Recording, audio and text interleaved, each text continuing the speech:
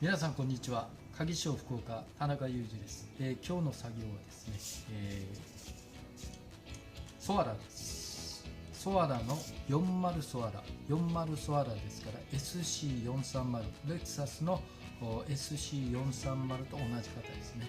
はい、リモコンキーの修理です。例によってですね、ここの根っこの部分がですね、もうひびが入って、かなり接着剤が入っています。